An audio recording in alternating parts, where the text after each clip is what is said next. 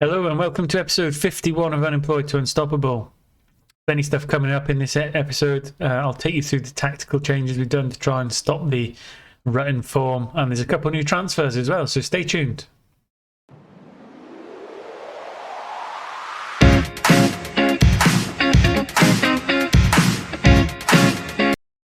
Welcome back. So firstly, I'll take you through the minor changes in the tactics. We've gone away from a direct football, gone to the custom tiki-taka and back onto a cautious mentality. We have tweaked between a couple different tactical styles. We've tried two up top, we've tried playing a flat three in the middle. This is the one we've kind of settled on for now. I did recognise, looking through the squad, that maybe it was because we were lacking in certain areas. So if I just take you through the team report, apart from the obvious inside winger, which Fraser came in to fill and he's not really done it. We had left back, goalkeeper and right back, kind of weak areas as well. So I have gone into the transfer market ahead of the January transfer window, and I'll just show you who's coming in.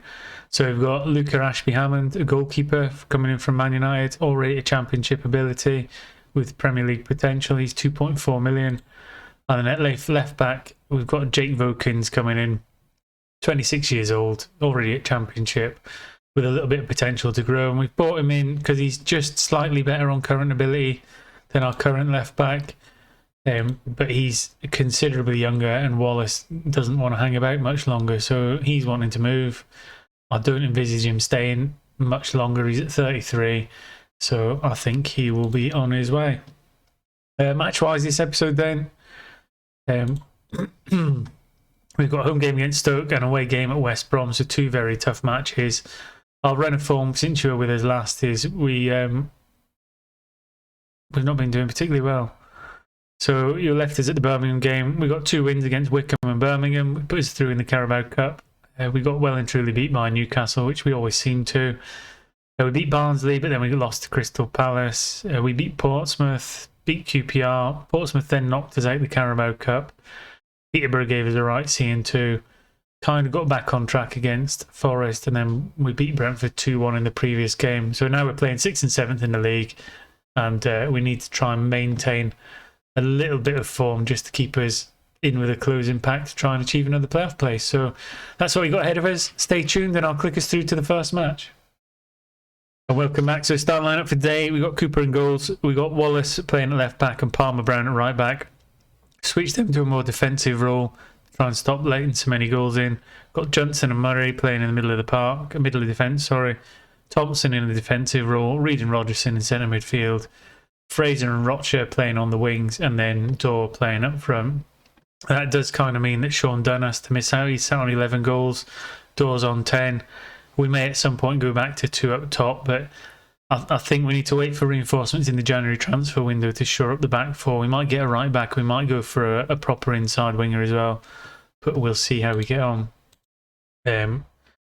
We've stopped the rot a little bit, but we're still very inconsistent. We can dominate a game completely one game and then create nothing the next. So I've still not fully fixed whatever's wrong, but I think we're in a better state than we were towards the end of the last episode. And hopefully now, with a little bit of time, we can get used to the new tactic, players can develop and improve, and we will be able to carry on with our targets for the season and hopefully get a playoff spot. So starting off the game, not a lot of chances coming up at the minute. Again, this probably plays into the cautious mentality we've got. We're tending to sit on the back foot now, absorb up any pressure, and then try and break quite quickly. As Stoke get a throw in, I did spot Tamplin there, who I think was from Exeter. Palmer Brown gets that away, bit of a goal mouth scramble. 13 minutes gone, fairly quiet. And at some point, once we get a feel for the game, what we'll do is we'll just go a little bit more balanced or positive to see if we can influence the game. Stoke, however, are quite a large club. They've been doing well. There we go. We've got a goal down. Tyrese Campbell, playing as a complete forward today, he's got the goal against us. So not an ideal start. They're still in that, maintaining that kind of mid-table position. Lewis Thompson's edging on having a good game. I just think there's a couple areas we need to strengthen if we're going to compete properly and consistently at the top end of the table. Because there are some teams up there. I mean, the Brentfords, the Coventrys, the Newcastles, they're all big clubs. I think we're going to have to go away from the cautious and go a little bit more positive if we're going to get back into the game. I'll just shout some encouragement as well, try and get the morale of the team back up. Again, I'm disappointed with Fraser because when we signed him in January, I thought he was going to fill the gap left by Murphy. But it's just not, it's not worked out. We've got Rocker on the right hand side. He's been absolutely magnificent. I just can't say the same about the left. I also kind of want to try and fit two up top again. I'm trying to see if because Dawes played a few games in centre midfield because he can just play everywhere. It's absolutely magnificent. I just need to see, maybe I can fit him in just behind as a shadow striker and go back to the four front men. And instead of trying not to concede too many, we'll just try and outscore everybody. Rocker with a throw then. Rogerson back to Rocker. Palmer Brown with a chance to throw it into the box. Tries to play it out and he's giving it away for a counter. Palmer Brown back on the ball. Murray, Thompson, Rocker, Murray. Out to Rocker again. Can he beat his man and get something in? No, he comes back to Thompson. Rogerson, he plays it into Fraser. And he's missed. And they're the chances. You really need to get them in. It's pretty much an open goal and he's just made a mess of it. In with the corner, but it comes to nothing. So we're not too far out of the game. We still have a chance to kind of drag this back and get back into it. It's a chance just before half time. Another throwing into the box. Wallace into Reed. Thompson, Rogerson. Thompson. Can we spread it out wide? I think Dora will look for Palmer Brown. Back to Thompson, so it's a bit of a slow, patient build-up. Over the top to Dor. And he's dinged the keeper, but he's hit the post. And he's a much better finisher than anybody else in that front three. So I think we can feel a little hard done by to be behind. I think we can get back into this game, particularly if we can get Dor on the ball in the penalty area. But it's going to be a tough one to get back into. Throwing now, Palmer Brown, Rogerson, Murray. Again, I like the tiki-taka because we tend to play a little bit better football. Well, we've given the ball away, throw it to Therese Campbell. Cooper manages to palm it away. Again, Cooper we signed in that we took a gamble letting Ripley go and we got Cooper in as the first choice keeper. But again, his current rating, he's not quite a championship level, and I perceive that to be a bit of a weak area, not just in the physical stopping shots, but also in the command of the area, organising the back four and everything that goes along with it. So I think if we can get this young lad from Man United in and a new left back, that pretty much shores up the back four. Midfield's very strong. Again, Atibo, I know we made this position in the ball-winning midfielder just behind their central two to fit him into the team, but actually it might be a case of letting him move on, going with a shadow striker or an attacking midfielder and just going a little bit more attacking, because with the team we've got, we're not as prolific as we were last season. Mags was available again in the transfer window, but they were wanting 19 million for him, and it's just not what Millwall have got. So we'll have to wait until a future date to maybe try and prize him back into the club. Murray having a good game, one of the young defenders. Okay, no one playing horrific. What I might do is take Fraser off at a 6.5. And again, you can even see from when we got him, his ratings gone up the stinker. I'll stick. Just curious if Dor can't play there. Leave Dor up top, put Dunn on the wing, just for an extra body in the box who's good at finishing. If he can get in there. 20 minutes to go. think we'll just go a little bit more attacking because we're going to have to try and do something with 20 minutes to go. Rocker off and Abdulmalik on for the final change. Into the final 15 minutes. And I think, and it's frustrating because I think Stoke's one of the teams that we can be beating. The squad we built in the summer is a great squad. I think you've got some Rodgerson and Reed on loan from Premier League clubs with championship ability. Rocker when he's fit, Door. It might just be that the back four is not as good as I think it is. Johnson and Murray are certainly, well, Johnson and Palmer Brown are certainly good players. Murray's come in, he's still a young lad, so he's probably not quite at championship level yet. But he's 3-star with high potential, so I don't think it'll be long before he is in and about the first team. And when we signed him a couple of seasons ago and sent him out on loan, that's exactly what we did it for. Abdulmalik then with a chance, and that's a wayward effort at best.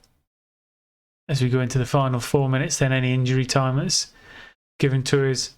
Again, fairly even. Possession-wise, we've been fantastic. We're just not finding that final third, and I think it just might be that one key interlinking player, that's what I'm going to try in the next match. Is just moving away from Thompson, putting an attacking midfielder like we did previously when Abdulmalik used to play there, and see if we can just get a little bit more creative and try and get the shots and the chances back up to the 20s. So yeah, first match slipped to a 1-0 defeat at home to Stoke. Again, not ideal. Couple good performances, couple good passages of play, but not what we're looking for long term, and it's not going to be what gets us to the Premier League. So we're currently in 10th. We've got another game shortly. I think it's against West Brom. So again, another tough match. It can put us back in contention, but we need to put in a good performance. So stay tuned, I'll get us through. I'll make the tactical changes and we'll get ready for the next match. And welcome back then. So here we go for the second game of the episode. We've got Cooper in goals. Wallace and McNamara, our traditional fullbacks, back in. Johnson and Palmer Brown at centre of defence. Rodgerson and Lowry. We've had the change back to an attacking midfielder where Dawes dropped back from centre forward to attacking midfielder. Smith comes in for Fraser on the left. Rocker stays in on the right and Dunn comes in again up front. I think we're going to go a little bit more positive for this match and take the game to West Brom. I'm not keen on the cautious approach. I'm not a fan of it. I'd much rather go and try and win than try not to concede. But it's just a personal preference. I might be wrong. And again, let me know in the comments section how much joy you've had playing cautious or defensive approaches. But I think we've got the squad to take it to the other teams. So here we go then. See how we get on in this slightly tweaked formation. Still playing tiki-taka. So the short passing game rather than the direct football we used to play. So West Brom with the ball at their left back position. Working it forward. It's gone straight through our back four. And that was a little bit too easy. I'm not sure why our centre halves get cut through so quick. Maybe I need to drop the defensive line back slightly. It's something I can have a look at half time if necessary. But it's weird. They're saying we had a shot on target. I'm pretty sure they just had a shot on target, but we'll leave bygones to be bygones there. As we just go past 10 minutes into the game. Again, very few chances at the minute. We are playing positive. Not created anything as of yet. Smith back on in starting lineup. He's on the left-hand side. Plays the ball back to Wallace. And he's giving the ball away to Roberts, allowing a counter-attack. Tompkins has broke straight through the back line. And it's a poor finish. But again, Wallace can't be giving away the ball in that position. Which is one of the reasons I brought Vokins in, coming in January. Is Wallace at 33 now, his ability's falling off slightly. McNamara on the right hand side is in a similar position, although he's only 27, so he's still 3.5 stars. But I think when you look at Wallace, he's dropped off slightly here, so down to 3. Regular starter in his prime years, but at 33 years old, I don't think there's much left in his tank. And he said in previous transfer window he doesn't want to be here, so it might be time to get him on, free up some more wage budget, and getting some younger players with high potential just to develop the squad slightly. And I certainly think that's the way to win. There's Wallace again, just giving them the ball. I don't know what he was thinking. So they've got a goal kick straight over the top, straight over our back four. And again, Cooper to the rescue. So Wallace not having the greatest of games at left back. It'd be interesting to see what his rating is, because the two highlights I've seen him in haven't been great, to say the least. Let's have a quick look then. So playing a 6.6, so yeah, probably the worst of our team. Who we got on the bench? So no one really. We've got Callum Murray, who could probably slot across in there, although it's not his ideal position. And again, I've been impressed with him since he came in. Got him as a youngster, as a free transfer when he was let go by one of the Premier League clubs. We've given him a season or two on loan, and now he's just starting to be there or thereabouts in a starting position, with further room to grow as well. He's not reached his peak. He's still got up to 4.5 potential if we get it right. So I think that's the way to do it, is to get the players in with a high potential, keep a hold of them for a little bit, and develop yourself into a Premier League team rather than trying to buy them, especially at a club like Millwall, because we don't have mega bucks to spend. We don't have a huge amount of wage budget. So we need to get them in on cheaper contracts, develop them ourselves, and then sell them on for a profit if and when they become too big for the club, which does happen, unfortunately. Is when they get really good, it's not unrealistic that they would want to leave Millwall and go and play in the Premier League. But that's what we'll have to deal with. In terms of job offers, there is nothing going on in the Premier League at the minute. The last manager to be sacked was at Wolves. We never got offered the job or even offered an interview, so we'll stay at Millwall. If anything else develops as the season goes on, again, we won't be against taking any jobs. So if a Premier League job becomes available, albeit in the relegation zone, we'll jump at it. Rogerson now with the ball into Rocker. Breaks to the edge of the box, has a go, but again, he's off target. Slightly better, but again, still not creating the number of chances we need to be creating. Ball winning midfielder and a box-to-box midfielder. It might be a case if we need a playmaker in here, or I turn Door into more of a shadow striker or something a bit more attacking. He can pretty much do anything. So I'll have a quick look. It's advanced playmaker, attack. Again, head and shoulders our best player, Door, by an absolute country mile. We'll shout a little bit of encouragement just for these final 15 minutes. See if we can just get a chance or two, maybe get one or two opportunities before the end of the game. As we see, Rogerson gets tired. Not very often seen Tavares comes on for some game time into the final 10 minutes. Again, not a great deal happening. We're not being able to create the chances we want to. Another fairly tepid performance. As we go into the final 5 minutes, hoping for just one shot at goal before we end it. Although, again, a point away at West Brom at this stage of the season is not a bad result. We'll have to take it for the point it is. It still keeps us in and around West Brom in the table. And we've just got to try and bide our time till the January transfer window, where we can hopefully bring in one or two reinforcements. So yeah, not too bad a result. The first nil, I think it might be the first 0-0 we've had all season. Yeah, 20 games, 28 points. Obviously 10 points off the top, which I think is probably unachievable. I mean, when you look at the teams above us, Swansea, Palace, Newcastle, Stoke, West Brom, all teams that have been in the Premier League in recent years. So we're doing all right. We're not doing as good as I was hoping, but we're doing all right. So once again, thanks for watching. It's not been the rip-roaring success we were hoping for. We are happy with what's happening in the transfer market, and we're looking forward to January. But yes, stay tuned and I will catch you for the next episode.